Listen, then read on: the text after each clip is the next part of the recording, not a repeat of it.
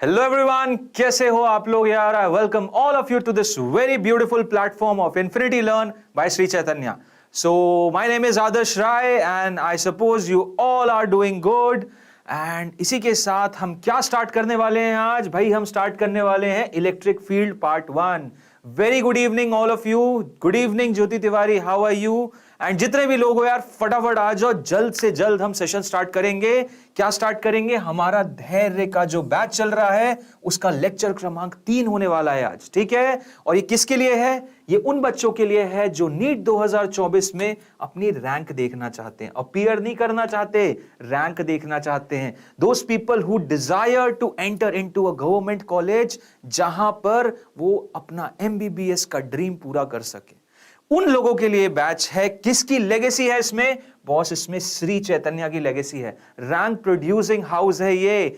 If you are not knowing, AIR1 JEE main में श्री चैतन्य का आया हुआ है। एंड बहुत ही कुछ दिन पहले की न्यूज है, और ऐसी नीट में भी देखना आप, AIR1 आएगा। सो बॉस, इतना बेहतरीन इंस्टीट्यूट है, इतना बेहतरीन कंटेंट है, और इतने बेहतरीन फैकल्टीज, इतने एक्सपीरियंस फैकल्टीज आपको पढ़ाएंगे। सो क्या ही चाहिए, क्या ही चाहिए। और जीवन में आपके लिए रैंक निकालना बहुत इजी हो जाएगा। बस जो हमारी स्ट्रैटेजी है उसको फॉलो करते रहना, रेगुलर क्लासेस अटेंड करना, DPP सॉल्व करना, सब कुछ नॉर्मली जैसे करते हैं उसी हिसाब से करोगे।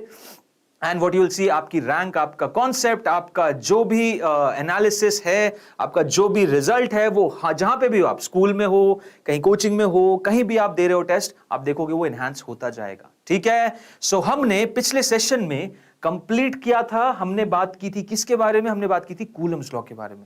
बहुत ही इंपॉर्टेंट एक कॉन्सेप्ट है, किसका? इलेक्ट्रोस्टैट्स का, कूलम्स लॉ। और कूलम्स लॉ से पूरा का पूरा इलेक्ट्रोस्टैट्स डिफाइंड भी है। और उसी के एक्सटेंशन में यहां पे हम स्टार्ट करने जा रहे हैं इलेक्ट्रिक फील्ड का कॉन्सेप्ट, जो कि वहीं से डराइव होता है, ठीक है। So electric field is somewhat similar to gravitational field, जो कि आपने क्लास 11th में पढ़ा हुआ है, वहीं से डिराइव्ड है। जैसा कि मैंने लास्ट सेशन में भी बताया था, ये ग्रेविटेशनल फोर्स हो, इलेक्ट्रोस्टैटिक फोर्स हो, ये इनवर्स स्क्वायर लॉ को फॉलो करते हैं। और इनवर्स स्क्वायर लॉ बेसिकली क्या होते हैं? जो inversely related to r square होते हैं।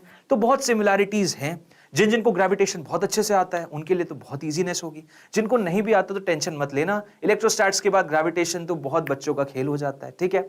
ओके यार, कल क्या है? किसी को पता है कल क्या है? Jyoti, any idea what is tomorrow? Tomorrow is Sunday obviously, but कल होने वाला है नीट 2023 का एग्जाम। नीट 2023 का एग्जाम लोग 2 साल 3 साल से मेहनत कर रहे हैं rigorously for this particular exam, and tomorrow is there D-Day। So from the entire team of Infinity Learn, first of all, कोई भी ये लेक्चर देख रहा है, आता है, देखता है, so all the best guys, best of luck. ये एग्जाम आपने बहुत अच्छे से पढ़ा है और आप इस एग्जाम को निकालोगे। और एग्जाम अपीयर करना फुल स्ट्रेंथ, फुल कॉन्फिडेंस के साथ अपीयर करना, बिल्कुल टेंशन मत लेना। और कोई भी प्रॉब्लम आती है अगर, कोई भी प्रॉब्लम आती है अगर, तो बस उसके बाद आपको आना है 5:30 बजे। एग्जाम के क्वेश्चन में या कहीं पे भी कुछ इश्यू आया होगा, हम डिस्कस करेंगे। कहां पे? इसी चैनल पे 5:30 PM शार्प, ओके। सो वहां मिलेंगे हम और पूरा का पूरा पेपर एनालिसिस करेंगे यहीं पे, इसी चैनल पे। साथ ही साथ आपको रैंक प्रिडिक्टर एनालिसिस भी दिया जाएगा, ठीक है। Just give me a moment.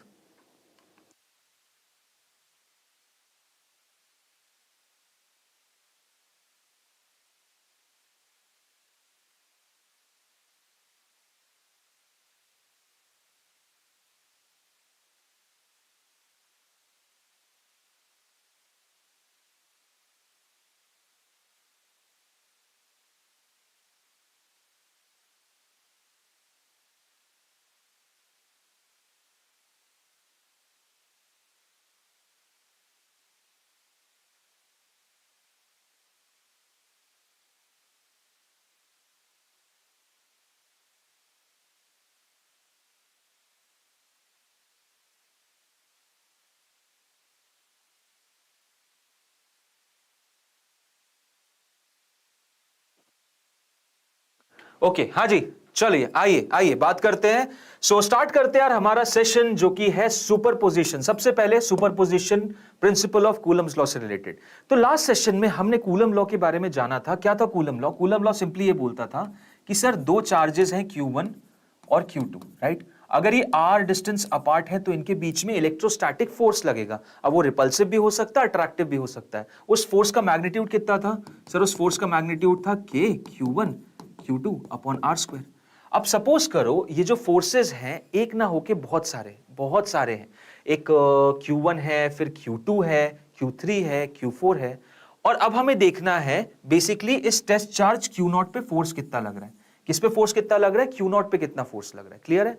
हमें q0 पे देखना है कि भाई फोर्स कितना लग रहा है। ओके, सो देखो इस q1 की वजह से एक तो फोर्स F1 लगेगा, फिर एक और q2 भी है नियर बाय स्पेस में तो उसकी वजह से फोर्स F2 लगेगा, फिर एक और q3 भी है स्पेस में उसकी वजह से भी फोर्स F3 लगेगा, फिर एक q4 भी है स्पेस में नियर बाय रीजन में उसकी वजह से फोर्स F4 लगेगा। तो आप देख रहे हो यहां पे 4 फोर्सेस हैं और हम इस Q0 मास, इस टेस्ट मास पे देख रहे हैं फोर्स कितना लग रहा है। तो भाई मेरे को समझ नहीं आया सर कि Q1 की वजह से इधर लग रहा है, Q2 की वजह से इधर, Q3 Q4 की वजह से इधर, तो भाई Q0 जाएगा कहां पे? Q0 पे नेट फोर्स कहां लगेगा? तो वहां पे हमारा सुपरपोजिशन प्रिंसिपल सिंपल बोलता है कि जो नेट फोर्स होगा ना इस बॉडी पे वो वेक्टर सम हो जाएगा सारे फोर्सेस का। वो क्या हो जाएगा? वेक्टर सम हो जाएगा सारे फोर्सेस का। एवरी फोर्स, हर फोर्स का वेक्टर सम हो जाएगा हमारा एफ नेट। क्लियर है? समझ गए? जी सर, बिल्कुल। मतलब ये जो बॉडी पे नेट फोर्स होगा वो ये F1 F2 F3 F4 के वेक्टर सम के बराबर होगा। ठीक है? ओके, क्वेश्चन करते तब ज्यादा क्लियरिटी आएगी क्योंकि ऐसे तो ज्यादा तेज समझ में आएगा नहीं। ठीक है, फॉर द टाइमिंग हमें ये चीज समझनी है। अब देखो क्वेश्चन करते हैं और इस चीज का एनालिसिस करते हैं, साथ ही साथ अटेम्प्ट करते रहना, देखते हैं आंसर आता है आप लोगों का कि नहीं। सो क्या बोला है? इलेक्ट्रिक चार्जेस है 2 मिली कूलम, -2 मिली कूलम और 3 मिली कूलम। स्मॉल m क्या दिखाता है? मिली कूलम। अब ये स्पेस में डिस्ट्रीब्यूटेड है एक इक्विलेटरल ट्रायंगल पे, ये दे दिया इन्होंने इक्विलेटरल ट्रायंगल ABC, जिसकी साइड लेंथ कितनी है भाई? 10 सेंटीमीटर। ओके, इसकी साइड लेंथ कितनी है? 10 सेंटीमीटर। एक इशू है, यहां पे माइक्रो दिया है, यहां मिली दी है, तो एक काम करते हैं हम, एक काम करते हैं मिली लेके करते हैं। ये माइक्रो का सिंबल होता है, माइक्रो मतलब हो जाता है कितना? Micro stands for 10 raise to the power -6, milli stands for 10 raise to the power -3। ये हम लोगों को पता होना चाहिए। ठीक है, स्टैंडर्ड चीज है। सो देखते हैं, पहले मिली से ही करेंगे, अगर कुछ पावर का डिफरेंस आता है तो ऑप्शंस में हमें समझ में आ जाएगा। ठीक है, कोई इशू नहीं। अब देखो यहां पे 3 चार्जेस बड़े हुए हैं, अब पता क्या करना है? The resultant force on the charge at C। C का है भाई? C का, अच्छा C तो ये रहा सर। इस C पे रिजल्टेंट फोर्स कितना लग रहा है ये पता करना है। ठीक है, कोई नहीं है क्लास में? अरे श्रीवर्धन तुम तो हो तुम तो हो क्लास में, है कि नहीं? आओ देखो इधर। सो 3 माइक्रोकूलम पे इन दो की वजह से फोर्स कितना लग रहा है ये हमको पता करना है। चलो आओ पता करते हैं। सो इस 2 माइक्रोकूलम की वजह से ये पॉजिटिव चार्ज है क्या? हाँ जी, पॉजिटिव चार्ज है। इस पॉजिटिव की वजह से इस पॉजिटिव पे फोर्स कितना आएगा सर? ये रहा, बिल्कुल रिपल्सिव फोर्स आता है ना। दो पॉजिटिव चार्जेस, दो इक्वल लाइक चार्जेस में रिपल्सिव फोर्स रहता है, ये रहा रिपल्सिव फोर्स। यहां पे ऑपोजिट चार्ज है तो यहां पे क्या फोर्स आएगा सर? ये तो अट्रैक्टिव आएगा। मानते हो कि नहीं? बिल्कुल मानते हैं सर, बिल्कुल मानते हैं। अच्छा, फोर्स का जरा मैग्नीट्यूड बताओगे तुम, फोर्स का मैग्नीट्यूड अलग होगा कि सेम होगा? फोर्स का मैग्नीट्यूड बहुत सेम होगा। क्यों सेम होगा? अभी बताता हूं। क्योंकि फोर्स क्या है? K Q1 Q2 by R square. मानते हो जी? Q1 ये रहा, Q2 ये रहा, Q1 Q2 ये रहा, इस सिनेरियो में Q1 ये रहा, Q2 ये रहा। अरे मैग्नीट्यूड तो सेम है यार, और डिस्टेंस भी सेम है क्या? हाँ यार, डिस्टेंस भी सेम है। रीजन? क्योंकि इक्विलेटरल ट्रायंगल है, मतलब जो F का मैग्नीट्यूड इसका होगा वही F का मैग्नीट्यूड इसका होगा। और F के मैग्नीट्यूड की अगर बात पूछोगे तो F का मैग्नीट्यूड अभी बता देता हूं, K Q1 Q2 by R square हो रहा है। ठीक है, K की वैल्यू कितनी होती है? K की value sir 9 × 10 raise to the power 9। ठीक है, Q1 और Q2 कितना सर? 2 और 3। इसमें -2 और 3 माइनस नहीं लूंगा, बस मैग्नीट्यूड लूंगा। सो 2 और मिली है तो 2 × 10 raise to the power -6 into कितना? इंटू, इसको जगह कम पड़ रही है यार, जगह कम पड़ रही है, रुको यहां लिखूंगा। F की वैल्यू कितनी आ जाएगी? F की वैल्यू आ जाएगी 9 × 10 raise to the power 9 into Q1 आ गया मेरा 2 × 10 रेज़ टू द पावर -6। उसके बाद दूसरा वाला क्या है? ये रहा, ये Q2 हो जाएगा, देख लो 3 पे, 3 × 10 raise to the power -6 divided by R कितना है मेरा सर? R तो मेरा 10 सेंटीमीटर है, तो 10 × 10 रेज़ टू द पावर -2 का होल स्क्वायर। समझ गए? जी सर समझ गए, बिल्कुल समझ गए। ओके ओके, अब देखो -6 12 होता है, -6 कितना होता है? 12 होता है। ये -4 हो जाएगा नीचे, बल्कि -4 क्या, इसको -1 ले लो, ये -1 का होल स्क्वायर -2, और -2 इस -12 को काट देगा, -12 +2 हो जाएगा, ये ऊपर जाएगा। मैं एक काम करता हूं, लिख देता हूं, वरना तुम कंफ्यूज हो जाओगे, सर बोलोगे क्या हो रहा है। ये देखो 9 2 जा 18, 18 3 जा 54, 54 into 10 raise to the power 9 into ये हो जाएगा 10 रेज टू द पावर -12, और ये 10 रेज टू -2 ऊपर जाएगा तो 10 रेज टू द पावर 2। ठीक है, अब देखो 9 + 2 11, और 11 12 में से जाएगा तो यहाँ 10 रेज टू द पावर -1 बचेगा, यानी 54 into 10 raise to the power -1। ठीक है, ये कितना आ गया 5.4। तो क्या 5.4 आंसर है मेरा? अरे नहीं भाई, अभी तो 5.4 क्या निकाला है, बस ये f की वैल्यू निकाली, ये f और ये f। अब इन दोनों का वेक्टर सम लेना है, इन दोनों का क्या लेना है? वेक्टर सम लेना है। तो आओ इन दोनों का वेक्टर सम लूंगा। वेक्टर सम कैसे लेंगे? सर एक फोर्स मेरा यहां है, एक फोर्स मेरा यहां है, इन दोनों के बीच का एंगल कितना होगा सर? इन दोनों के बीच का एंगल भाई ये 60 डिग्री तो ये है, ये तो बच्चा बच्चा जानता है ना, ये 60 डिग्री है। और क्या ये लीनियर पेयर बन रहा है? हाँ सर ये लीनियर पेयर बन रहा है। तो ये 60 हो गया, तो ये बचा हुआ तो 120 डिग्री होगा ना? जी सर बिल्कुल। तो एंगल कितना हो गया ये? This angle is 120 degree. यहां पे कितना आ रहा है सर? यहां पे f आ रहा है, यहां पे f आ रहा है, और f की मैग्नीट्यूड भी बता दिया 5.4 न्यूटन। अभी सॉल्व नहीं हुआ है, अब मैं सॉल्व करता हूं और तुम्हें एकदम बेस्ट अप्रोच बताता हूं। देखो वेक्टर सम में मेरे बहुत सारे स्टूडेंट्स रहे हैं जो कंफ्यूज हो जाते थे। वेक्टर सम में बहुत सारे स्टूडेंट्स कंफ्यूज हो जाते थे, पता है क्यों? क्योंकि वो समझ ही नहीं पाते थे सर वेक्टर सम कैसे से कैसे लगा देते हैं टीचर, हमें समझ ही नहीं आता। भाई देखो वेक्टर सम यूज करने के मात्र 2 ही स्टैंडर्ड तरीके हैं जो कि बहुत ज्यादा यूज होते हैं, जिसमें से एक तो सबसे ज्यादा यूज होता है। दोनों बताता हूं। पहला तरीका तो जो तुम लोग बचपन से समझते आए हो, क्या होता है कि सर जो रिजल्टेंट होता है वो होता है a² + b² + 2ab cos of theta, right? ये होता है जिससे हम मैग्नीट्यूड निकाल लेते हैं, और फिर डायरेक्शन के लिए वो tan थीटा का फालतू सा इधर उधर का फॉर्मूला यूज करते हैं। हम ये फॉर्मूला यूज नहीं करेंगे, कोई यूज नहीं करता, तुम्हें भी नहीं करना है। अब तुम्हें वेक्टर एनालिसिस का एक नया मेथड सीखना है, जो मेथड तुम ऑलरेडी जानते हो लेकिन थोड़ा सा चेंज्ड है, और उसको तुम्हें यूज में लाना है, क्योंकि वो बहुत सरल होता है और तुरंत का तुरंत आंसर निकालता है। कौन सा है वो मेथड? वो मेथड ये है कि तुम्हें जब कभी भी जितने भी वेक्टर मिले, तुम्हें जब कभी भी जितने भी वेक्टर मिले, सारे वेक्टर को भाई बस उन 2 डायरेक्शन के अलोंग तोड़ देना, सारे वेक्टर को उन 2 डायरेक्शन के अलोंग तोड़ देना जो कि एक दूसरे के परपेंडिकुलर हो। समझ में आ रही है बात? दोबारा बता रहा हूं, तुम्हें कल को 1 2 3 4 5 6 जितने भी वेक्टर मिले, तुम अपने 2 स्टैंडर्ड ऐसे एक्सिस डिफाइन कर लेना जिसके अलोंग तुम्हें सारे वेक्टर को तोड़ना है। समझ गए? इससे फायदा क्या सर? इससे फायदा ये होगा, जैसे मान लो कल को ये एक वेक्टर है, ये एक वेक्टर है, ये एक वेक्टर है। अब मैंने कुछ स्टैंडर्ड डायरेक्शन डिफाइन कर दिए। कौन कौन से? एक तो ये वाला और एक ये वाला। तो क्या करूंगा, इसका एक ये कंपोनेंट लूंगा और एक ये कंपोनेंट लूंगा, ऐसे इसका एक ये कंपोनेंट लूंगा और एक ये कंपोनेंट लूंगा, ऐसे इसका एक ये कंपोनेंट लूंगा और एक ये कंपोनेंट लूंगा। तो अब अल्टीमेटली क्या होगा, मुझे एक्स एक्सिस के अलोंग ये जो 3 दिख रहे हैं ना, तुम्हें 3 वेक्टर को जोड़ना है, और इनकी जगह में क्या ले लूंगा, एक वेक्टर।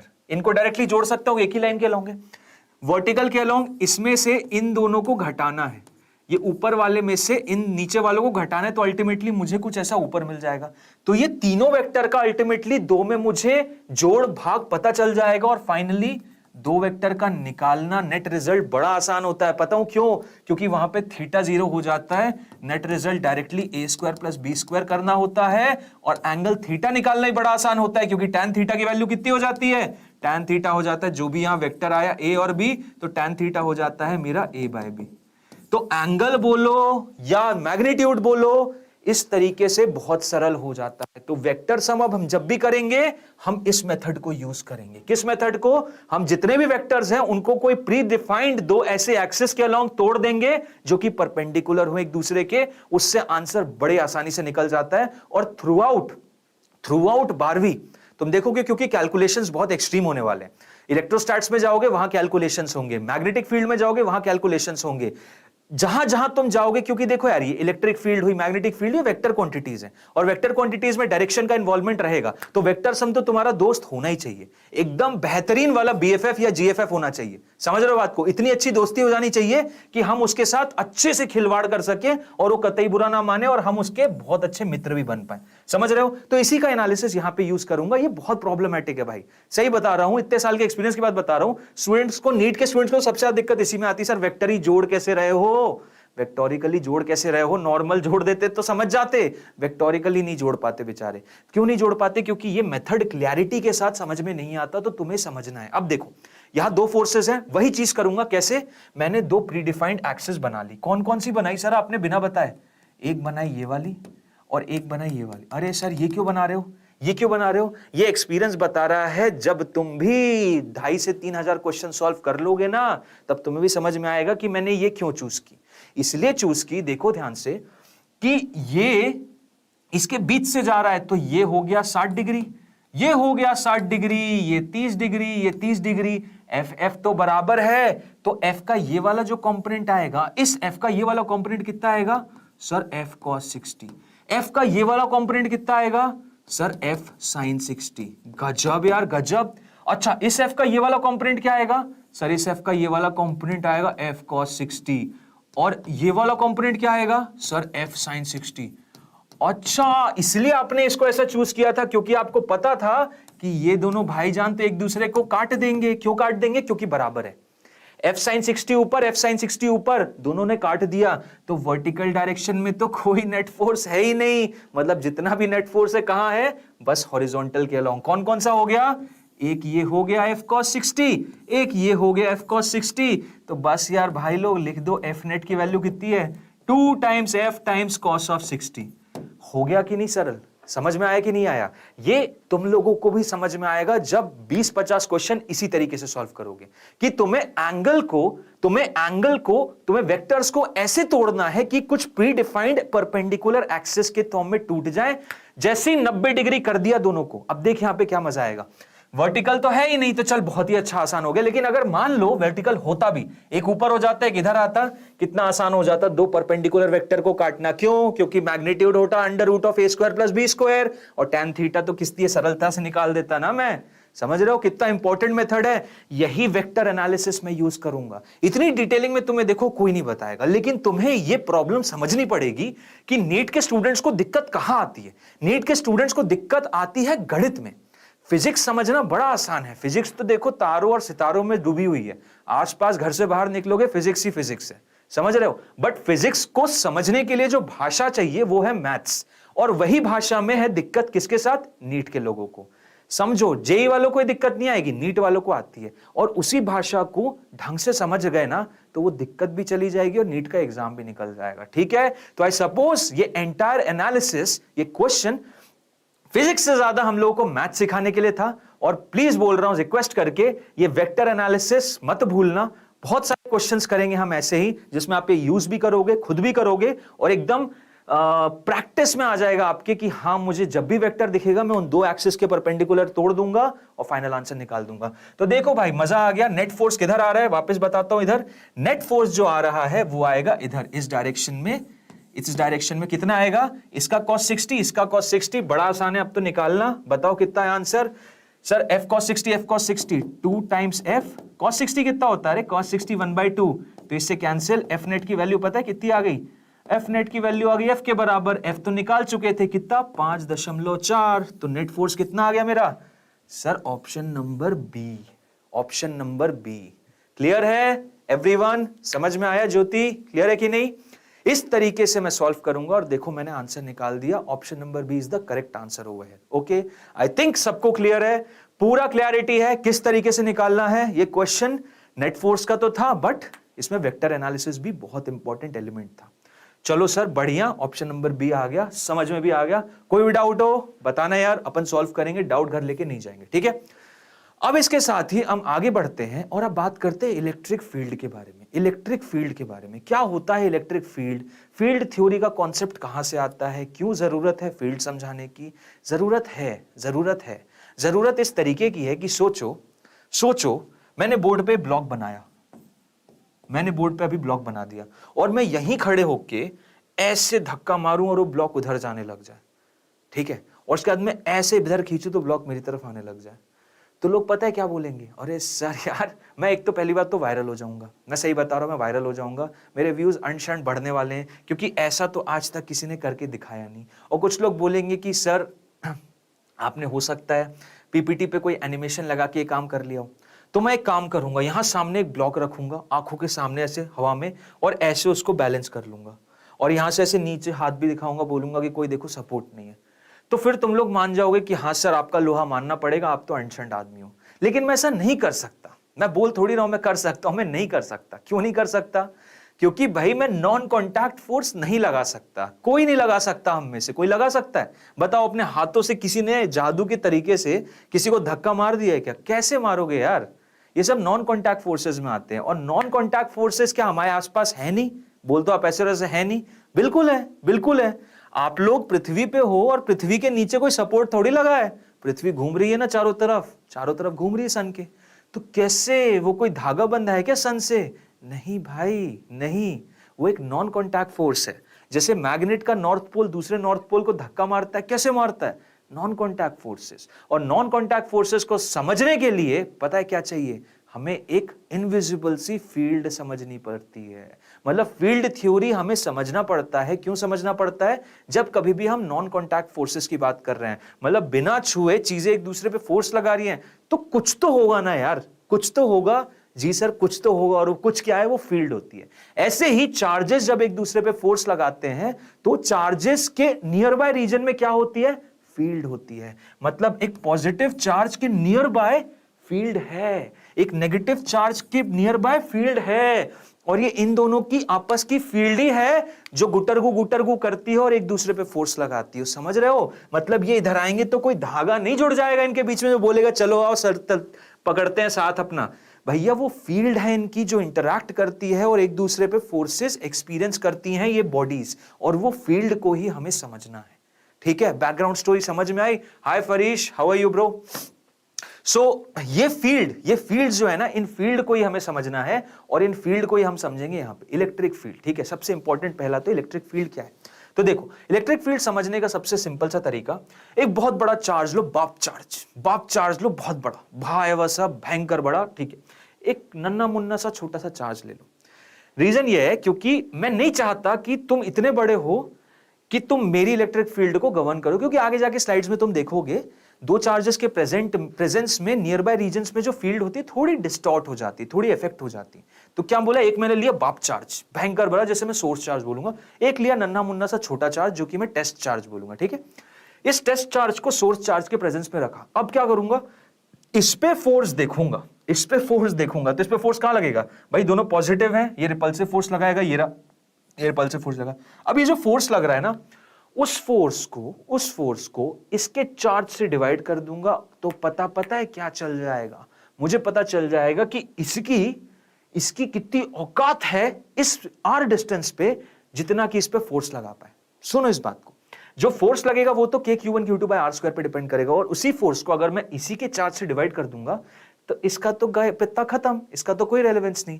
मेन बात होगी बस इसकी। तो इससे क्या पता चलेगा इसकी कितनी औकात है, यहां पे किसी चार्ज जब रखा है तो उस पे कितना फोर्स लगाएगा, और वो मैं पता कर लूंगा, और वही मेरी क्या कहलाएगी? Electric field. समझ रहे हो? जी सर। तो जो हमने फोर्स पता किया ना, उसी को डिवाइड कर दो किससे? वो टेस्ट चार्ज के चार्ज की वैल्यू से डिवाइड कर दोगे, तो जो पता चलेगा हम लोगों को E की वैल्यू, वो क्या कहलाती है? This E is known as the electric field. तो बता दो इलेक्ट्रिक फील्ड कितनी आ रही है? Electric field is F/Q, vectorially पूरा आता है। F वेक्टर कहां? बाहर की तरफ। कितना मैग्नीट्यूड आ रहा है भाई? K small q upon r²। इसको डिवाइड कर दिया स्मॉल q से, स्मॉल q कैंसिल, तो E का जो मैग्नीट्यूड आ रहा है, ये मैग्नीट्यूड निकाल रहा हूं मैं, डायरेक्शन तो बताता हूं अभी क्या होता है। That is going to be equal to K upon small r²। ये होगा क्या मेरा? ये हो गया मेरा इलेक्ट्रिक फील्ड। याद रहेगा कि नहीं? बिल्कुल याद रहेगा सर, भूलना ही नहीं। एक पॉइंट चार्ज की वजह से, ये भले भयावह था लेकिन था पॉइंट चार्ज, एक पॉइंट चार्ज की वजह से नियर बाय रीजन में जो इलेक्ट्रिक फील्ड रहेगी क्या रहेगी? Magnitude k(q/r²। देख सकते हो ये जो मैग्नीट्यूड है इसका, ये r से इनवर्सली रिलेटेड है। मतलब पास में रहूंगा तो E ज्यादा रहेगी, दूर चला जाऊंगा तो R की वैल्यू बड़ी हो जाएगी तो E की वैल्यू छोटी हो जाएगी। अल्टीमेटली R की वैल्यू इनफाइनाइट हो जाएगी तो E की वैल्यू 0 हो जाएगी।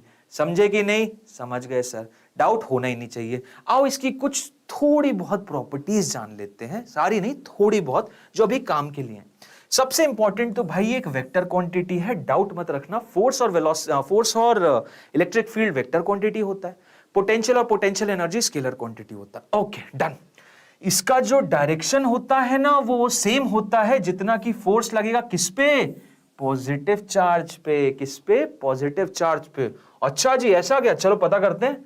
मतलब अगर मैंने एक, पहला केस, अगर मैंने एक नेगेटिव क्यू चार्ज लिया और यहां एक प्लस क्यू चार्ज लिया, और दूसरे केस में मैंने क्या किया, प्लस क्यू चार्ज लिया और यहां पे प्लस क्यू चार्ज लिया। आप कई पॉइंट चेक करते हैं तो नेगेटिव क्यू इस पे फोर्स कहां लगाएगा, इधर लगाएगा, ठीक है। प्लस क्यू इस पे फोर्स कहां लगाएगा, इधर लगाएगा, ठीक है। और उसके बाद क्या करना है, ये फोर्स से हमें क्या डिवाइड कर देना है, इसके चार्ज को। क्या डिवाइड कर देना है, इसके चार्ज को। तो जो जिस डायरेक्शन में आप ये बोल रहे हो, जिस डायरेक्शन में फोर्स लग रहा था वही डायरेक्शन होगा इलेक्ट्रिक फील्ड का। हाँ मैं यही बोल रहा हूं, मतलब माइनस क्यू की वजह से यहां पे जो इलेक्ट्रिक फील्ड आएगी वो उसका डायरेक्शन इधर होगा, और प्लस क्यू की वजह से यहां पे जो इलेक्ट्रिक फील्ड आएगी उसका डायरेक्शन इधर होगा। हाँ यस यस, प्लस क्यू की वजह से जो इलेक्ट्रिक फील्ड लाइंस होती हैं वो बाहर की तरफ निकलती हैं। कहां निकलती हैं, बाहर की तरफ। क्लियर है। और नेगेटिव चार्ज की वजह से जो इलेक्ट्रिक फील्ड लाइंस होती हैं वो उसकी तरफ आती हैं। इलेक्ट्रिक फील्ड लाइन खाने वाला कौन, नेगेटिव चार्ज। खा के पचाने वाला कौन, नेगेटिव चार्ज। उगलने वाला कौन, पॉजिटिव चार्ज। देने वाला कौन, पॉजिटिव चार्ज। समझ में आया। Sir good morning, robbers of vice town. Sir क्या मेरा नीट में सिलेक्शन होगा, बिल्कुल होगा, बिल्कुल होगा। ये मैं बोल सकता हूं। होने दोगे वो तुम बता सकते हो, मैं बोल रहा हूं होगा, लेकिन होने दोगे कि नहीं ये तुम बताओगे। क्यों, कैसे बताओगे भाई, पढ़ोगे नहीं तो होगा कैसे यार। पढ़ोगे, डेडिकेशन रहोगे तो डेफिनेटली होगा यार, डेफिनेटली होगा। Robbers of vice town, such a nice and unique name you have on your YouTube यार, नाइस। एंड यार वेयर यू आर, मतलब गुड मॉर्निंग क्यों बोल रहे हो, just first tell me. Sir पढ़ता हूं, पढ़ते हो तो बेटा कुछ नहीं यार, अगर पढ़ते हो ना तो ट्रस्ट मी कोई नहीं रोक सकता तुमको भाई, बिल्कुल पढ़ते रहो। भूल जाओ इधर उधर की चीजों को, स्ट्रैटेजिकली और तरीके से पढ़ते रहो। पढ़ना ही जरूरी नहीं होता, ये बात भी हमेशा याद रखना ब्रो, हमेशा याद रखना, जिंदगी भर याद रखना। बस पढ़ना ही आवश्यक नहीं है, पढ़ना कैसे है और क्या है ये बहुत जरूरी है, ये बहुत जरूरी है। तुम डिटेल स्टडी में चले गए कि सर इलेक्ट्रिक फील्ड ही इतना पढ़ लेता हूं कि काम खत्म, गलत हो जाएगा। इलेक्ट्रिक फील्ड हमें कितना पढ़ना है, और अगर हम इलेक्ट्रिक फील्ड भी जेई में पढ़ने लग गए, एडवांस और एडवांस तक पहुंच गए तो भी गलत हो जाएगा। हमें पढ़ना कितना है, हमें पढ़ना है नीट के पॉइंट ऑफ व्यू से। सर फिजिक्स में प्रॉब्लम होती है, you are not the only one भाई। फिजिक्स एक ऐसी चीज है ना जिसमें सारे नीट वालों को प्रॉब्लम होती है, सबको सबको। और ट्रस्ट मी, नीट में प्रॉब्लम फिजिक्स में पता है क्यों होती है। पहली चीज तो होती है मैथ्स, मैथ्स की, दोनों का भी निवारण बताता हूं, सुन लो अब ध्यान से। पहली दिक्कत होती है मैथ्स में, और दूसरी दिक्कत होती है क्वेश्चन समझ में नहीं आता कि कौन से कॉन्सेप्ट का है और उसमें क्या एनालिसिस या क्या अप्रोच लगाऊं। ठीक है, दो ही मेन प्रॉब्लम होती हैं, मैं बता रहा हूं, इतने साल पढ़ा कि यही जान पाया हूं। ये दो मेजर प्रॉब्लम है, और छोटी मोटी तो बहुत होती रहती है। ये दो मेजर प्रॉब्लम क्या है, एक तो हम उसमें गणित नहीं लगा पाते, दूसरा ये नहीं समझ पाते क्वेश्चन देख के कि इसको करने की स्टेप्स क्या है। ठीक है, पहले का क्या है, पहले का क्या निवारण है, पहले का क्या निवारण है, तो देखो भाई, मैथ्स ना लगा पाना, मैथ्स देखो, मैथ्स कभी भी ऐसा मत समझना एक सब्जेक्ट है, मैथ्स एक लैंग्वेज है, मैथ्स एक भाषा है, और इसीलिए उसको बचपन से ही सिखाया जाता है बच्चों को। केजी 1 में रहता है तभी से प्लस माइनस सिखा देते हैं। क्यों सिखाते हैं, जब तुम एबीसीडी सीख रहे हो तब प्लस माइनस भी क्यों सीखते हो, क्योंकि वो भाषा है। भाषा जितना ज्यादा बोलते हो उतना ज्यादा आप उसमें स्ट्रांग होते जाते हो। तो गणित अगर प्रॉब्लम देती है तो गणित से भागना नहीं, गणित को और करना है। प्लस माइनस तो आता ही है, डिवीजन मल्टीप्लिकेशन भी आता है। 10वीं तक की मैथ्स किसको नहीं आती यार, सबको आती है। बस 10वीं तक की मैथ्स को और ज्यादा ट्राई एंड ट्राई करते रहो, अपने सिलेबस के पॉइंट ऑफ व्यू से ट्राई करते रहो। कहीं भी मैथ्स का न्यूमेरिकल लास्ट स्टेप तक जाओ, उसके स्टेप्स में जब भी तुम्हें 64 गुणे 50 दिखे, कैलकुलेटर मत यूज करो, खुद यूज करो, खुद का दिमाग यूज करो, खुद की कलम यूज करो। मैथ्स को अपने साथ अपना दोस्त बनाओ, ट्रस्ट में दिक्कत नहीं होगी। भाषा, मेरे को अगर कोई बोलता है मुझे तेलुगु सीखना है, और समझो मेरे को बोल देता है तेलुगु सीखना है, कि तेलुगु अगर मैंने सीख ली तो मैं सर ये एग्जाम क्लियर कर लूंगा या फिर मेरे को ये प्राइज मिल जाएगा, तो क्या मैं तेलुगु सीखने की कोशिश करूंगा? बिल्कुल। कैसे करूंगा, कैसे करूंगा, कैसे करूंगा तेलुगु सीखने के लिए? बोलूंगा, टूटी फूटी बोलूंगा, लोग मेरे पास आएंगे तो भी बोलूंगा, बोलता रहूंगा। भाई मुझे इंग्लिश नहीं आती थी, ट्रस्ट में मुझे इंग्लिश नहीं आती थी। मैं 10वीं में भले इंग्लिश मीडियम स्कूल से पढ़ा, मुझे इंग्लिश नहीं आती थी, बट मैं बोलता रहा यार, गलत सलत जो भी बोली, इधर उधर की बोली। अब आज के डेट में मुझे लगता है मुझे बहुत अच्छी इंग्लिश आती है, मैं ढंग से कम्युनिकेट कर सकता हूं किसी के साथ, जिस लैंग्वेज में बोलो, हिंदी या इंग्लिश। ठीक है, जो तुमने सेकंड बोला, अब ये पहली चीज होगी मैथ्स के लिए क्या है, क्वेश्चंस करते रहो, प्रैक्टिस, मैथ्स को कभी छोड़ना नहीं। दूसरी, मुझे थ्योरी आती है पर उसे यूज करना नहीं आता, जैसा कि मैंने बताया। दूसरा, कि क्वेश्चन देख लेते हैं लेकिन हम समझ नहीं पाते इसमें अप्रोच क्या लगानी, इसमें अप्रोच क्या लगानी। वहां प्रॉब्लम पता हूं क्या आती है, वहां प्रॉब्लम यह आती है हमारी मदर टंग की, कि मैं तुम्हें कुछ समझा रहा हूं, मैं तुम्हें हिंदी में समझा रहा हूं क्योंकि तुम्हें मदर टंग हिंदी है। अब मैं तुम्हें हिंदी में समझा रहा हूं, तुम समझ हिंदी में रहो, भले उसे लिख लोगे इंग्लिश में जैसी टूटी फूटी। अब यहां पे जब क्वेश्चन आता है तो क्वेश्चन तो सटीक इंग्लिश में आता है भाई, हमारे इंग्लिश वर्जन में तो नहीं आता। हम कैसे बात करते हैं, हिंदी इंग्लिश मिक्स में, जिसमें मैक्सिमम हिंदी रहती है फिर इंग्लिश रहती है। यहां क्वेश्चन आता है प्योर इंग्लिश में, समझ ही नहीं आता, नहीं आता ना। अब उसका क्या निवारण, उसका निवारण भी यही है जो कि मैथ्स का है, क्वेश्चन पढ़ो, रीडिंग हैबिट रखो। क्वेश्चन देख के बस ये मत सोच लो ऊपर ऊपर से अच्छा ये होगा, क्वेश्चन देखो, पढ़ो, उसकी वैरायटी देखो। गिनती के हर चैप्टर से कुछ हजार से ज्यादा सवाल के पैटर्न नहीं है। अगर 1000 सवाल हर चैप्टर के कर लिए या देख लिया, समझ लिया, तो उसके बाद वो ये तो समझ में आ जाएगा कि इस पे क्या करना है। इसी को एक्सपीरियंस बोलते हैं मेरे भाई, इसी को एक्सपीरियंस बोलते हैं। कि एक पिक्चर देख रहा था मैं जिसमें एक हथौड़ा मारने का सामने वाला 1000 रुपए लेता है, उसकी रील देख रहा था बेसिकली। तो बोलता है एक हथौड़े का 1000, तो बोलता है हथौड़ा मारने का 1000, 999 रुपए मेरे एक्सपीरियंस के। इतना एक्सपीरियंस रख लोगे ना अगर तुम, इतने 1000 क्वेश्चन तुमने हर चैप्टर के सॉल्व कर लिए, ट्रस्ट मी, जो तुम मेरे को बोल रहे हो ना कि क्वेश्चन देख के समझ नहीं आता कि कौन सी थ्योरी या कौन सा प्रॉब्लम लगाना है, वो उस दिन नहीं बोलोगे। ये स्टेप है, ये सबके लिए है, ये तुम्हारे लिए यूनिक नहीं, सबके लिए। समझो ये चीजें सबके लिए है, और तभी तो वो कठिन है, तभी तो वो कठिन है, तभी तो सबको नहीं मिल सकती। नीट का एग्जाम सब लोग क्लियर कर लेते तो क्या बात होती। सीट्स कम है, इतनी मेहनत करनी पड़ती है, और तभी तो जब रिजल्ट निकल के आता है तो हम खुश होते हैं। एक ट्रैक तुम लोगों ने पता नहीं ट्रैक किया है कि नहीं किया, कभी जीवन में ट्रैक का मौका मिले तो जरूर करना। ट्रैक करने का बेस्ट चीज ये होती है कि तुम जब वो पहाड़ पे चढ़ते हो ना, जब अपनी पोटेंशियल एनर्जी को कैप्चर करते हो अपनी बॉडी की एनर्जी से, और साथ ही साथ चढ़ते हो, बहुत थक जाते हो, और जब टॉप पे पहुंचते हो ना तुम्हें इतनी अच्छा फील होता है। रीजन बीइंग क्योंकि वो तुम्हारा रिजल्ट है और जर्नी तुमने तय की है, जर्नी की कठिनाई तुमने तय की, और जब रिजल्ट मिला तो अथाह मात्रा में खुशी मिली। Same goes with NEET also. मेहनत करते रहो, रास्ता कठिन है, और इसीलिए कठिन है तो हर कोई नहीं पहुंच सकता, और तुम्हें पहुंचना है। और थोड़ी बोड़ी जो दिक्कतें आती रहती है ना, उनका तुरंत सोल्यूशन लेते रहना चाहिए। हम प्रॉब्लम सॉल्विंग, हम ट्रबल शूटिंग में बेस्ट होने चाहिए। ट्रबल शूटिंग मतलब जहां प्रॉब्लम आई फट से सोल्यूशन लिया।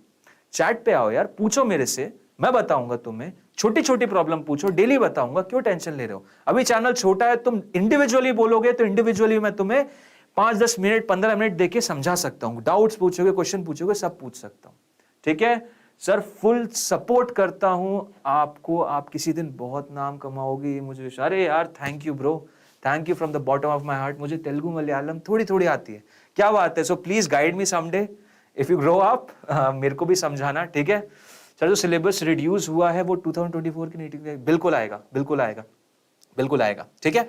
चलो आज यार वापस आते हैं इस पॉइंट पे, इस पॉइंट पे वापस आते हैं, प्रॉपर्टीज पे। सो ये वेक्टर क्वांटिटी होता है, डायरेक्शन तुम लोग को पता चल गया। प्लस क्यू क्या करता है, प्लस क्यू इलेक्ट्रिक फील्ड को बाहर की तरफ फेंकता है, और ये खाता है, ये देता है, ये खाता है, देता है, खाता है, हमेशा याद रखना, ठीक है। Direction of electric field due to positive charge is always away, जैसा बताया, फ्रॉम इट, और नेगेटिव चार्ज की वजह से हमेशा टुवर्ड्स इट, ओके। ऐसा यूनिट क्या होती है, न्यूटन पर कूलम, बिल्कुल यार बच्चों वाली चीज है। डायमेंशन थोड़ा इंपॉर्टेंट है, डायमेंशन हमेशा देख लो, डायमेंशन का क्वेश्चन तो डायरेक्टली आ भी जाता है। डायमेंशन निकालना कोई टफ नहीं है। जो इलेक्ट्रिक फील्ड का डायमेंशन होगा वो dimension of force divided by dimension of charge के बराबर होगा, ठीक है। इसका डायमेंशन ml(t-2) और इसका a(t), ठीक है, और वहां से आ जाता है, यही आ जाता है, आप आराम से निकाल सकते हो। Electric force on a charge placed in a region of electric field at a point where the electric field intensity is given by, कितना होता है भाई, r डिस्टेंस दूर। r डिस्टेंस दूर जो इलेक्ट्रिक फील्ड होती है वो पॉइंट चार्ज की वजह से हो जाती है kq/r², ठीक है। डायरेक्शन तुम लोगों को पता है, पॉजिटिव चार्ज से दूर जाएगा और नेगेटिव चार्ज की तरफ आएगा। एक और बहुत इंपॉर्टेंट पॉइंट है, एक और बहुत इंपॉर्टेंट पॉइंट है कि जब electric already existing electric field है, ऑलरेडी एग्जिस्टिंग इलेक्ट्रिक फील्ड है, सपोज इलेक्ट्रिक फील्ड ये रही, ये बहुत इंपॉर्टेंट पॉइंट है। इस पॉइंट को हमेशा नोट बना रहे हो तो याद रखना, इसमें बहुत से लोग भूल जाते, पता नहीं क्यों भूल जाते, समझ नहीं आता। इलेक्ट्रिक फील्ड अगर इधर रखी हुई है ना, और इसमें मैंने दो चार्जेस रखे, एक प्लस क्यू रखा और एक नेगेटिव क्यू रखा, ठीक है। अब प्लस क्यू पे इलेक्ट्रिक फील्ड की वजह से फोर्स लगेगा, मानते हो, जी सर मानते हैं। तो जो प्लस क्यू पे फोर्स लगेगा ना, प्लस क्यू पे जो फोर्स लगेगा उसका direction in the direction of electric field होगा। जिस डायरेक्शन में मेरी इलेक्ट्रिक फील्ड अम्मा जी चल रही है उसी डायरेक्शन में प्लस क्यू पे फोर्स लगेगा। क्या मैग्नीट्यूड हो जाएगा, सिंपल Q इंटू ई के बराबर। क्योंकि भाई E कितना था, F बाई क्यू था, तो F की वैल्यू कितनी होगी, वही Q को E से मल्टीप्लाई कर दो, और नेगेटिव चार्ज रखूंगा तो इस पे जो फोर्स लगता है ना, कहां लगता है, ऑपोजिट डायरेक्शन में, और मैग्नीट्यूड कितना होता है, वही Q इंटू ई, फोर्स सेम वही रहता है Q इंटू ई, बस डायरेक्शन का खेल है। प्लस Q पे कहां लगेगा, E के डायरेक्शन में, नेगेटिव PQ कहां लगेगा, ऑपोजिट डायरेक्शन में। याद रहेगा, बिल्कुल याद रखेगा, भूलूंगा कभी नहीं। प्लस Q पे कहां रखेगा, बोलो 5 बार बोलो, प्लस Q पे कहां लगेगा, in the direction of electric field. Negative Q पे कहां लगेगा, ऑपोजिट में। नेगेटिव Q वैसे ही नेगेटिव है तो उल्टे डायरेक्शन में ही जाएगा, पॉजिटिव Q तो पॉजिटिव है तो जिस डायरेक्शन में इलेक्ट्रिक फील्ड हो उसी डायरेक्शन में जाएगा। क्या फोर्स लगेगा, Q इंटू ई। क्या फोर्स लगेगा, Q इंटू ई। जितना भी चार्ज है मल्टीप्लाइड बाय इलेक्ट्रिक फील्ड उतना ही फोर्स लगता है। डायरेक्शन पॉजिटिव का in the direction of electric field, और नेगेटिव का ऑपोजिट टू डायरेक्शन। याद रहेगा तुम लोगों को, और तुम कभी नहीं भूलोगे, ट्रस्ट मी, कभी नहीं भूलना। ओके, चलो चलो। अच्छा, जो प्रिंसिपल ऑफ सुपरपोजिशन हमने फोर्सेस में पढ़ा था, क्या वो इलेक्ट्रिक फील्ड में वैलिड रहेगा? अवश्य, अवश्य भाई, अवश्य।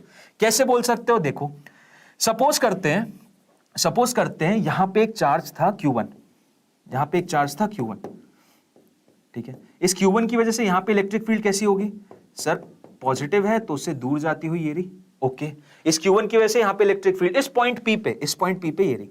अच्छा, एक चार्ज यहां पे रखा हुआ है प्लस Q2, इस प्लस Q2 की वजह से यहां पे इलेक्ट्रिक फील्ड सर कितनी होगी भाई, उससे दूर जाती हुई होगी E2, उससे दूर जाती हुई E2, बिल्कुल।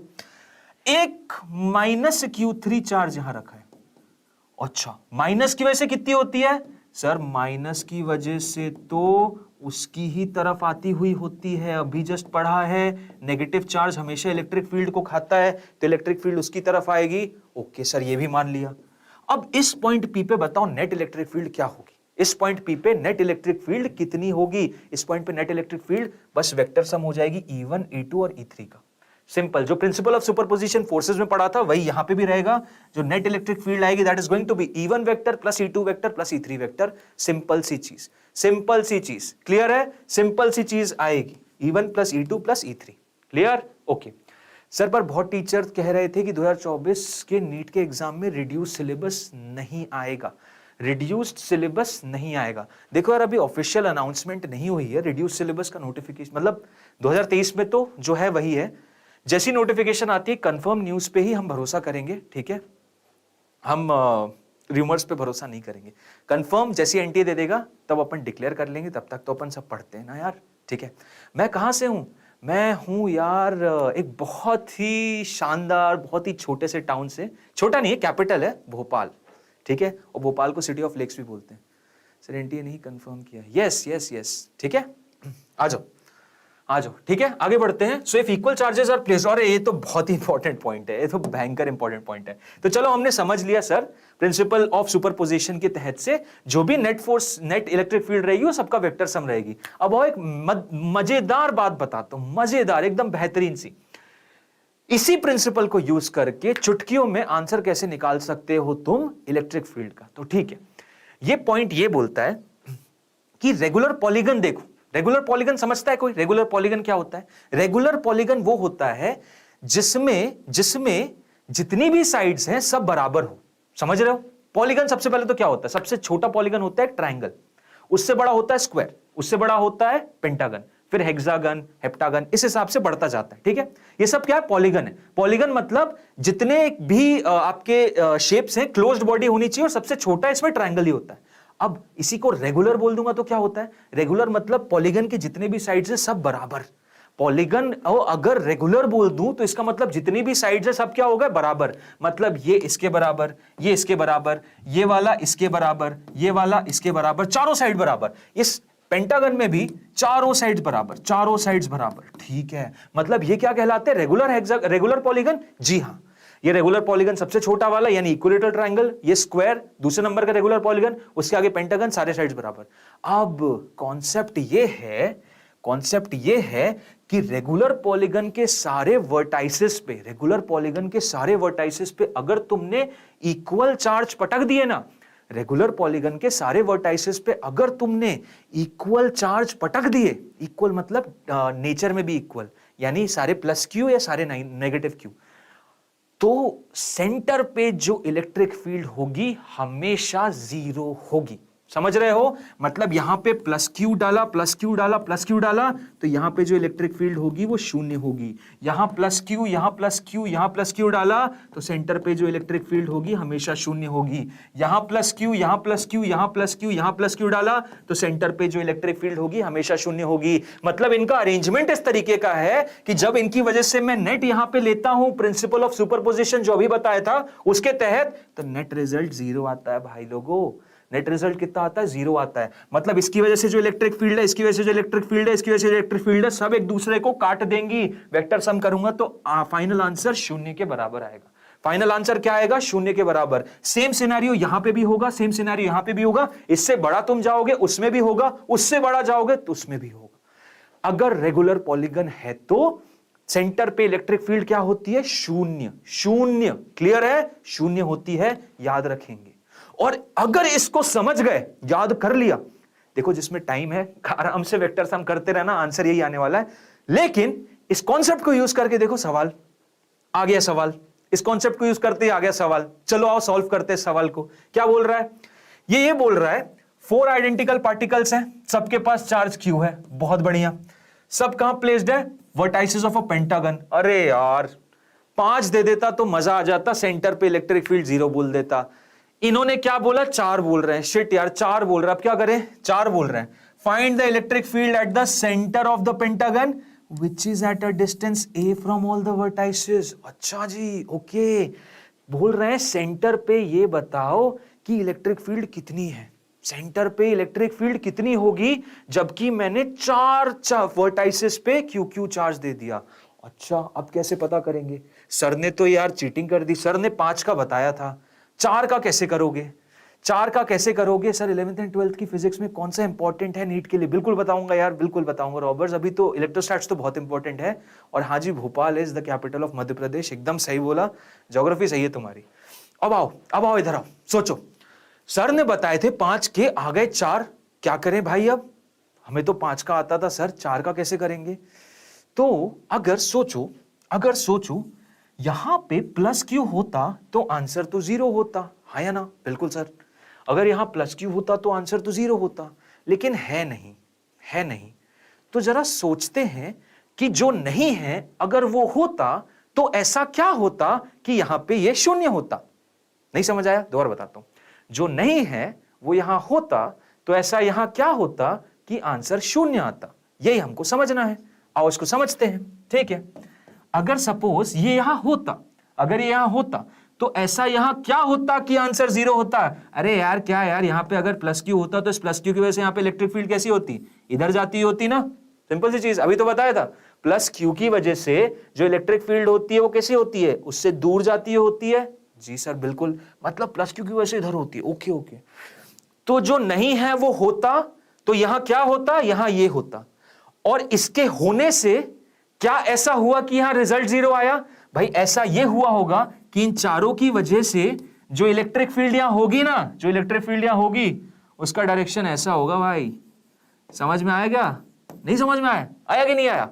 सोचो। तो फिर आईएएस की प्रिपरेशन कर लूं? अरे आईएएस की प्रिपरेशन अभी से कर लेगा भाई। आईएएस की प्रिपरेशन के लिए ग्रेजुएट तो होगा ना यार।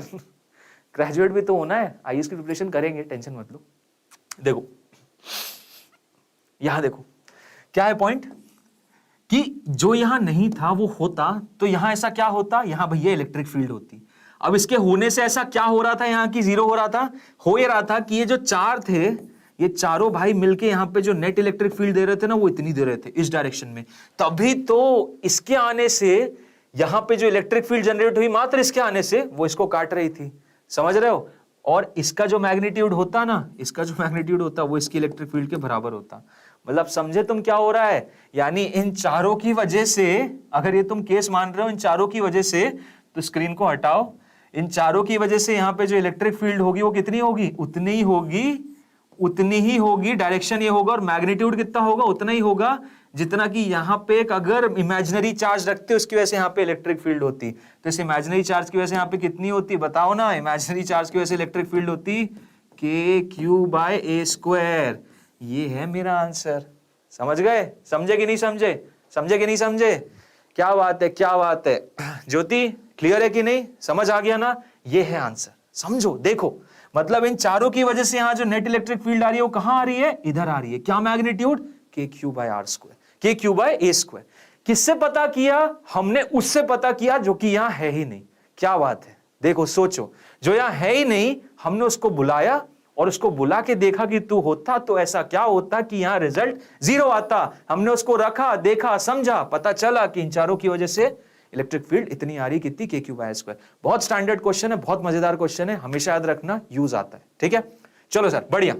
अब आओ सर जरा बातें करते हैं इंडिविजुअल चार्जेस के बारे में, और मैं जरा चाहता भी हूं आप लोगों से कि इलेक्ट्रिक फील्ड जो आसपास रीजन में है चार्जेस की वजह से वो आप याद भी रखो। ठीक है, तो यहां पे देखो प्लस क्यू माइनस क्यू, जैसा कि मैंने बताया प्लस क्यू क्या करता है, इलेक्ट्रिक फील्ड उगल देता है, पचा नहीं पाता, निगल देता है। और ये भैया बहुत पाचक सिस्टम है इसका, बहुत सही है, फुल डाइजेशन मोड में रहता है, पूरी इलेक्ट्रिक फील्ड खाता है। नेगेटिव चार्ज हमेशा इलेक्ट्रिक फील्ड खाएगा, क्योंकि नीट में सवाल आ चुका है, अलग अलग कॉम्बिनेशन दे दिया था। अभी इसके जस्ट स्लाइड में तुम ये भी देखोगे दोनों को कॉम्बिनेशन पे क्या होता है। ये तो इंडिविजुअल केसेस है, लेकिन नीट में सवाल आ चुका है कि उन्होंने 3-4 केस ऐसे दे दिए थे, पता है, जिसमें नेगेटिव चार्जेस का मैग्नीट्यूड कुछ -5Q -4Q, और ये बेचारा गरीब प्लस Q था।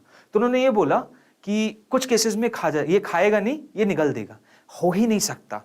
मान लो ये चीज है और तुम्हें ये हमेशा याद रखनी है, नेगेटिव चार्ज कभी भी एक दाना भी इलेक्ट्रिक फील्ड का निगलेगा नहीं, पूरा का पूरा खा जाएगा। ठीक है, वो पूरा का पूरा खाएगा, कभी भी देने का नाम नहीं लेगा। और ये हमेशा दानवीर कर्ण है, ये हमेशा इलेक्ट्रिक फील्ड देता ही रहेगा, कितने भी सर्कमस्टेंस हो जाए, ये इनफाइनाइटली नेगेटिव हो जाए और ये बस सिंगल पॉजिटिव रहे, तब भी ये देगा और वो लेगा। क्लियर है? ओके सर, ठीक है। अब इनकी वजह से जो इलेक्ट्रिक फील्ड का रिलेशन रहता है, तो देखो इसको क्या, ये जो ग्राफ में तुम्हें दिखा रहा हूं बेसिकली इस सेंस में बना हुआ है कि जो इलेक्ट्रिक फील्ड है ना, मतलब यहां पे सपोज चार्ज रखा हुआ है, यहां पे सपोज चार्ज रखा हुआ है। अब इस चार्ज से ये पॉजिटिव एक्स डिफाइन करते हैं और ये पॉजिटिव ई, इसके अलोंग क्या डिफाइंड है, इसके अलोंग वाई एक्सिस के अलोंग इलेक्ट्रिक फील्ड का मैग्नीट्यूड रख रहे हैं, और इसके अलोंग क्या रख रहे हैं, पोजीशन फ्रॉम द चार्ज यहां पे रखा हुआ है प्लस क्यू, और सेम नेगेटिव एक्स यहां हो जाएगा और यहां पे negative value of E. Clear है? तब देखो जब मैं इधर से इधर जा रहा हूं, क्लियर है, टुवर्ड्स राइट, तो इलेक्ट्रिक फील्ड इसके नियर बाय कितनी हो जाएगी, ज्यादा होगी, और जैसे जैसे दूर चला जाऊंगा कितनी होती जाएगी, 0 होती जाएगी। और इसी वजह से ग्राफ ऐसा जा रहा है, क्योंकि और कहां पे एग्जिस्ट कर रहा है, फर्स्ट क्वाड्रेंट में। सो यहां पे ई की वैल्यू कितनी हो जाएगी, के क्यू बाय आर स्क्वायर। देख सकते हो आप किसका किसका रिलेशन है, ई और आर का, ई और किसका, आर का, ये आर है। ओके, सो आर की वैल्यू जब 0 तो ई की वैल्यू इनफाइनाइटली बढ़ी, इसलिए ग्राफ ऊपर जा रहा है, टच नहीं कर रहा वाई को, क्योंकि टच कब करेगा, इनफाइनाइट पे। ठीक है, और जब ई की वैल्यू 0 है तब आर की वैल्यू क्या, इन्फिनिटी, तो ग्राफ ऐसा जा रहा है। क्लियर है? ये किसके लिए हो रहा है, प्लस क्यू के लिए, प्लस क्यू के लिए। ये ग्राफ कैसे देख रहे हैं, ग्राफ प्लस क्यू चार्ज को यहां रख के उससे ऐसे दूर जाते जा रहे हैं टुवर्ड्स पॉजिटिव एक्सिस और टुवर्ड्स नेगेटिव एक्सिस जाते जा रहे हैं, और एक ग्राफ बनाए। ठीक है, इसके क्वेश्चन आए हैं, इसीलिए मैंने बताया है। हम प्लस क्यू से टुवर्ड्स एक्स एक्सिस ऐसे इधर राइट की तरफ जा रहे हैं, तो देखो ग्राफ ये बना, टुवर्ड्स नेगेटिव इधर जा रहे हैं तो ग्राफ ये बना। डायरेक्ट क्वेश्चन है इसलिए कॉन्सेप्ट बता रहा हूं। सेम चीज यहां पे प्लस नेगेटिव क्यू रखा है, तो नेगेटिव क्यू का कर्व कैसा रहेगा, जब नेगेटिव क्यू की बात करूंगा तो अगर टुवर्ड्स पॉजिटिव जा रहा हूं, सपोज टुवर्ड्स पॉजिटिव जा रहा हूं, तो इलेक्ट्रिक फील्ड कैसी है, इलेक्ट्रिक फील्ड तो नेगेटिव की तरफ है कि नहीं। जा इधर रहा हूं, इलेक्ट्रिक फील्ड पीछे आ रही है, तो इलेक्ट्रिक फील्ड कहां होगी, नेगेटिव में होगी ना। क्यों नेगेटिव में होगी, क्योंकि हमने इलेक्ट्रिक फील्ड का डायरेक्शन ये थोड़ी पॉजिटिव माना है, हमारे लिए तो राइट का डायरेक्शन ही हमेशा पॉजिटिव है। तो इसीलिए नेगेटिव ई और पॉजिटिव एक्स कहां एग्जिस्ट करेगा, फोर्थ क्वाड्रेंट में। कौन से क्वाड्रेंट में, ये फर्स्ट, ये सेकंड, ये थर्ड, ये फोर्थ, तो फोर्थ क्वाड्रेंट में एग्जिस्ट करेगा। यानी नेगेटिव क्यू के लिए जो ग्राफ बनता है वो कहां बनता है, एक तो सेकंड में, एक फोर्थ में। ठीक, समझ गए, याद रखना अपने को। क्लियर है? सर आप नीट के एग्जाम होने के बाद नीट के एग्जाम को डिस्कस करना यूट्यूब पे करूंगा ना भाई, कल बिल्कुल आना, कल 5:30 PM शार्प यहीं पे, 5 बजे एग्जाम खत्म होगा, 5:30 PM यहां से पूरा का पूरा डिस्कशन चालू हो जाएगा। पहले बॉटनी, जूलॉजी, सब कुछ। ठीक है, ओके, चलो नेक्स्ट। अब देखो, अब क्या केस आता है, कॉम्बिनेशन का। किसका, कॉम्बिनेशन का। अभी तक हमने इंडिविजुअल चार्जेस के साथ खेल लिया, अब हम कॉम्बिनेशन के साथ खेलेंगे। ओके, तो देखो दो चार्जेस हैं प्लस क्यू और प्लस क्यू, पास। अब इसकी वजह से नियर बाय रीजन में इलेक्ट्रिक फील्ड कैसी होगी, तो कोई सिंपल है, बहुत सिंपल है। देखो बताऊं कैसे पता करते हैं, सिंपल पता करते हैं प्रिंसिपल ऑफ सुपरपोजिशन से। कैसे, इस प्लस क्यू की वजह से यहां पे क्या होगी, ऐसे लाइन बनाई, इधर होगी सर, इस यहाँ पे इसकी वजह से किधर होगी, ऐसे लाइन बनाई इधर होगी सर, और इन दोनों का वेक्टर सम कैसा होगा, इधर होगा सर। अरे तो यही तो आ रही है, देखो ये जो कर्व लाइन दिख रही थी ना तुमको, ये जो कर्व लाइन दिख रही थी ना तुमको ऐसी जाती हुई, उसका ही टेंजेंट बनाओगे तो देखो इधर आएगी, समझ रहे हो। तो ये जो अरेंजमेंट रहता है ना इलेक्ट्रिक फील्ड का दो चार्जेस की वजह से, वो ऐसा रहता है, ऐसा। दोनों ही अरेंजमेंट में तुम देख सकते हो इलेक्ट्रिक फील्ड ऐसे बाहर की तरफ ही निकल रही है। खाने का तो सवाल नहीं होता क्योंकि दोनों क्या है, पॉजिटिव चार्ज है, both of them are positive charge. इस हिसाब से इलेक्ट्रिक फील्ड का डिस्ट्रीब्यूशन नियर बाय रीजन में ऐसा होता है, ऐसे निकलती रहती है बाहर की तरफ, इधर भी बाहर की तरफ। ये हमको याद रखना है, ये हमको समझ जाना है। कैसे निकालते हैं ग्राफ, ये ग्राफ निकलता है प्रिंसिपल ऑफ सुपरपोजिशन से। वेक्टर सम करते जाओ, हर जगह पे निकल जाएगा आराम से ग्राफ। क्लियर है सर। 5:30 PM कल नाम मत भूलना। अरे बिल्कुल नहीं भूलूंगा यार, robbers of Vicetown don't worry, कुछ नहीं भूलूंगा, ठीक है। Epic name robbers of Vicetown, yes it is, indeed it is, yes robbers of Vicetown. Sir आज बहुत खुश रहे हो। खुश हो रहा हूं, अरे मैं खुश ही रहता हूं यार। गम का अपन स्कोप ही नहीं रखते जीवन में, ठीक है। हमेशा खुश रहो भाई, इतनी अच्छी जिंदगी मिली है कि नहीं। चलो देखो अब यहां पे ग्राफ कैसा होता है, तो यहां पे देखो प्लस क्यू और प्लस क्यू, अगर ऐसे प्लस क्यू रख दिया और इधर प्लस क्यू रख दिया तो बड़ी इंपॉर्टेंट सा कॉन्सेप्ट है। देखो यहां पे क्या करेंगे हम, ये पूरा जो एक्स देख रहे हो ना इसके अलोंग इलेक्ट्रिक फील्ड देखेंगे, ठीक है। इसके अलोंग क्या देखेंगे, इलेक्ट्रिक फील्ड। जरा ध्यान देना, बड़ा इंपॉर्टेंट कॉन्सेप्ट है, जरा ध्यान देना। मैं इसको 3 रीजन में बांट रहा हूं, एक, फिर उसके बाद यहां 2, यहीं पे तीसरा भी बांट रहा हूं। क्यों, अरे क्या बात है, यहां पे चौथा, 4 रीजन में बांट रहा हूं, ठीक है। 4 रीजन में, 1 2 3 4, ठीक है। अब देखो जरा ध्यान दो, एक मिडिल पॉइंट पे आता हूं, यहां पे एक मिडिल पॉइंट पे आता हूं, प्लस क्यू से इधर और प्लस क्यू से, दोनों से एकदम बीच बराबर की दूरी पे।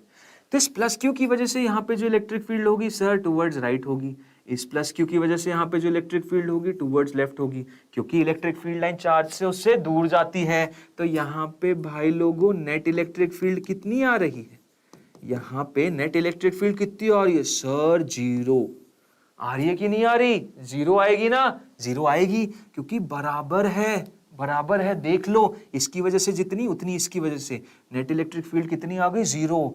अच्छा जी, और इससे बाएं में जाऊं मैं सेकंड रीजन में, तो उसमें क्या हो रहा है, इससे बाएं में अगर सेकंड रीजन में जाऊंगा तो उसमें क्या होगा, इस प्लस क्यू की वजह से यहां पे जो इलेक्ट्रिक फील्ड होगी थोड़ी सी होगी, क्यों, क्योंकि ज्यादा दूर है, और इस प्लस क्यू की वजह से यहां जो इलेक्ट्रिक फील्ड होगी काफी ज्यादा होगी।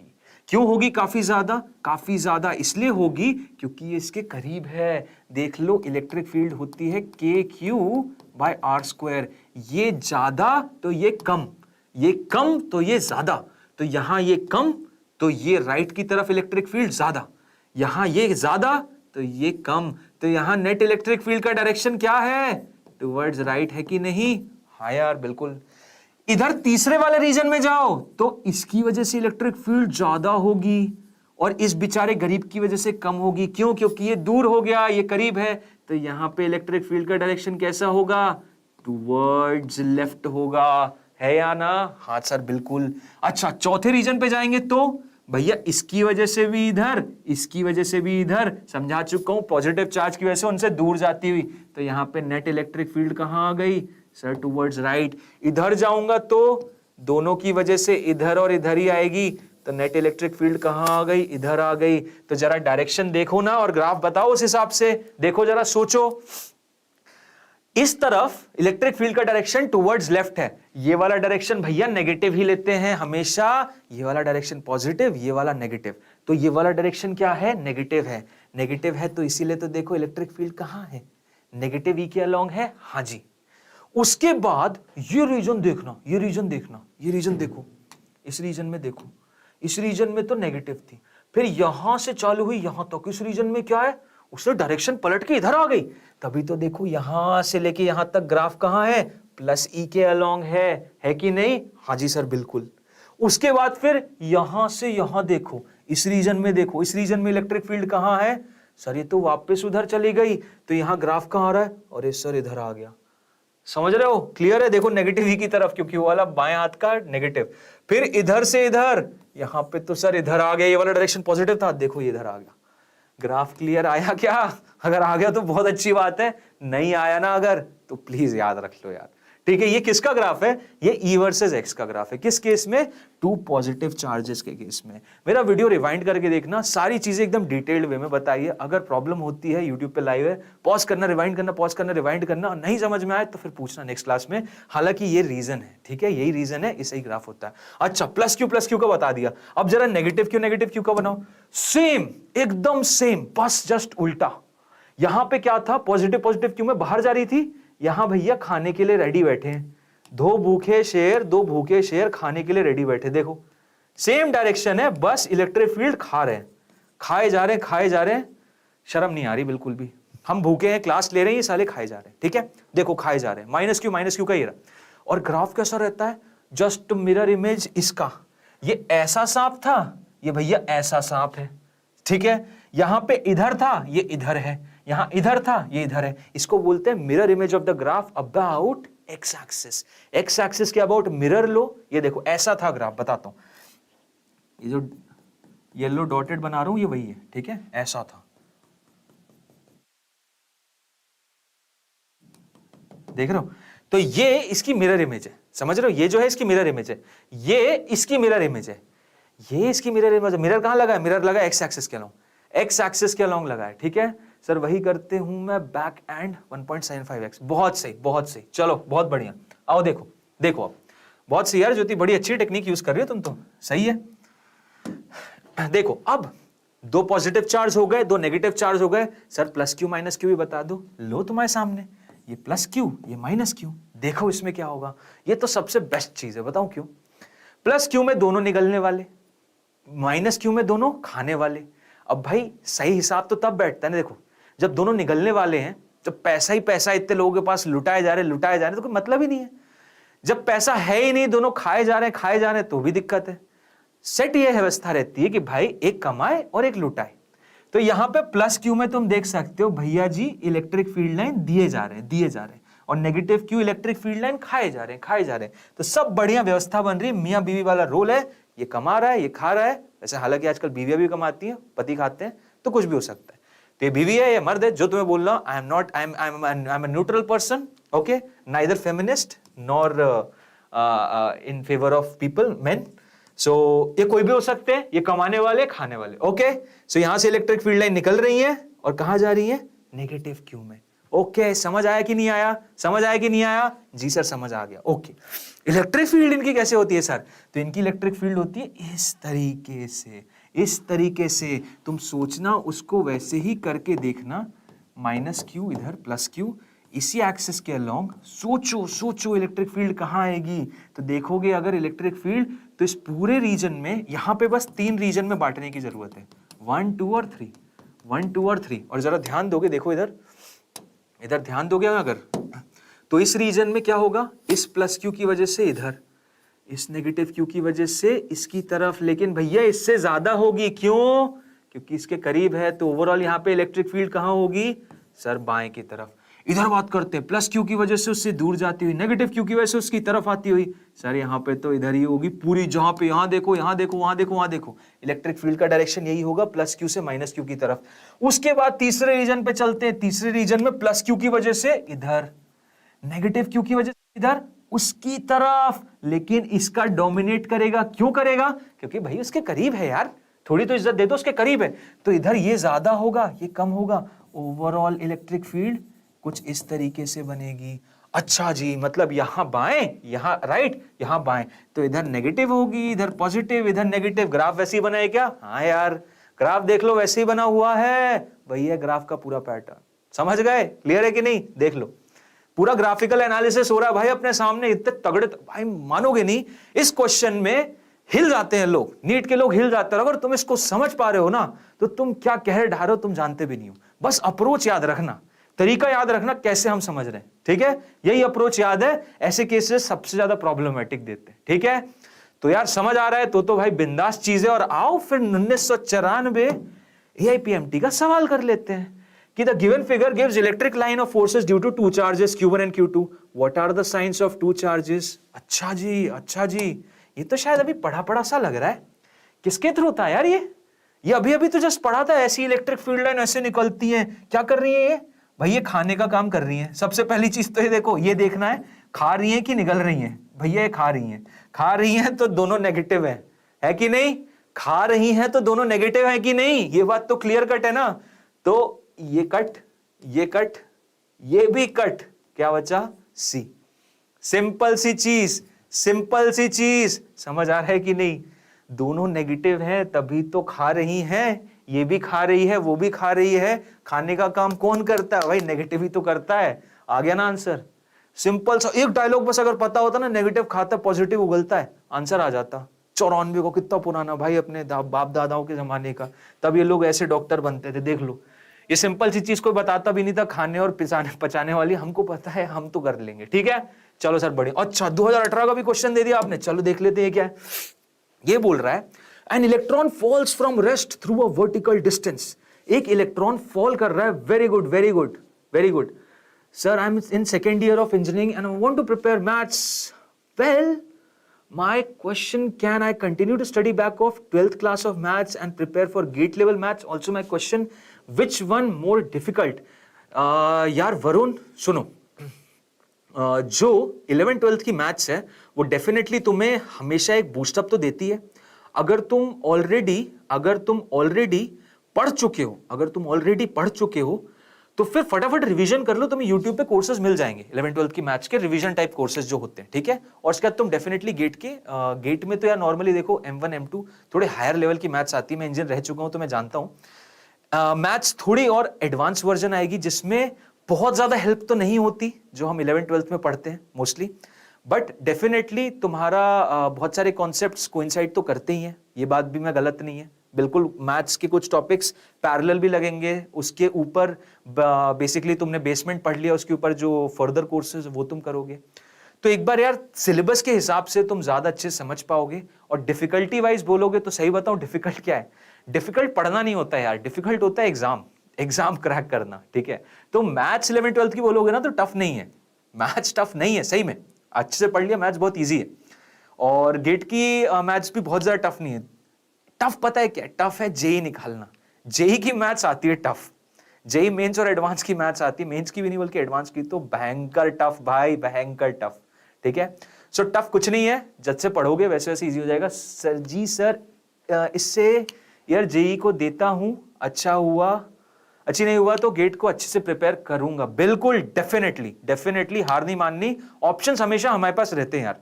आप गेट दे सकते हो, गेट के साथ साथ आईईएस की तैयारी भी कर सकते हो भाई।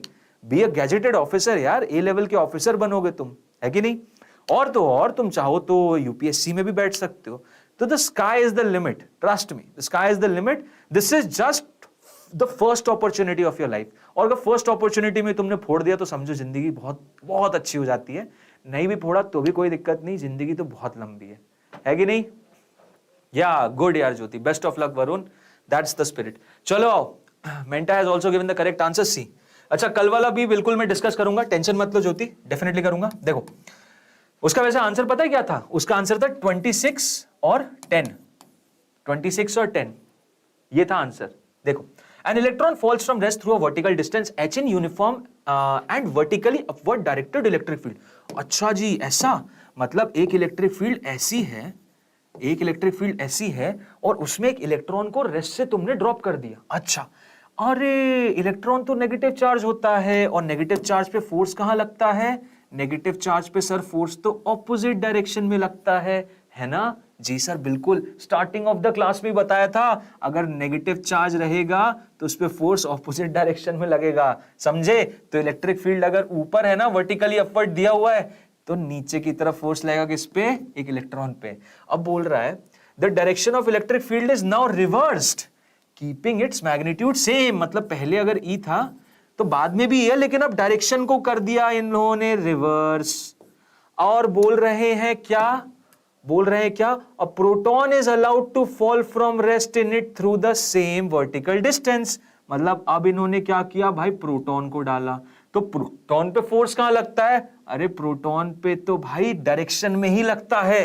अच्छा ठीक है, अब क्या बोल रहा है? Proton is allowed to fall from rest in it through the same vertical distance h। ठीक है, the time of fall of the electron in comparison to the time of fall of proton कितना होगा? भाई time बताना है,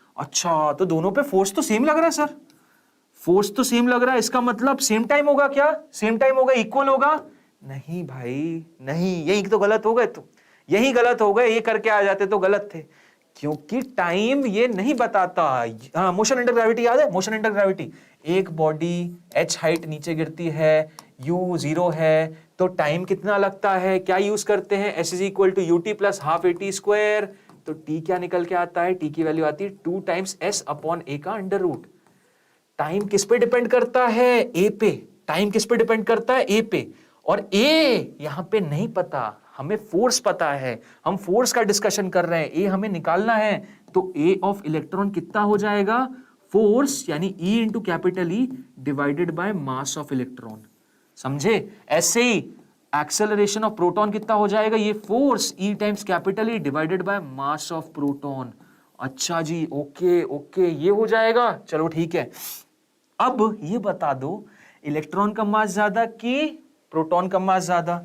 sir electron का मास होता है 9.1 into 10 raise to the power minus 31, बहुत हल्का होता है, और प्रोटॉन भी बहुत हल्का होता है, ऐसी बात नहीं है, इनको अकड़ने की तो कोई जरूरत है नहीं, क्योंकि ऑलरेडी इतने हल्के हैं कि हम फूंक मारेंगे तो कितने प्रोटॉन करने पे कितने इलेक्ट्रॉन प्रोटॉन गए, ठीक है। बट तुम यहां ध्यान दो, इससे क्या समझ में आता है भाई? इलेक्ट्रॉन का मास बहुत छोटा है प्रोटॉन के मास से, इलेक्ट्रॉन का मास बहुत छोटा, अच्छा इलेक्ट्रॉन का मास छोटा है तो ये तो ज्यादा होगा, since mass of electron is smaller then mass of proton, तो एक्सेलरेशन ऑफ इलेक्ट्रॉन ज्यादा होनी चाहिए एक्सेलरेशन ऑफ प्रोटॉन से।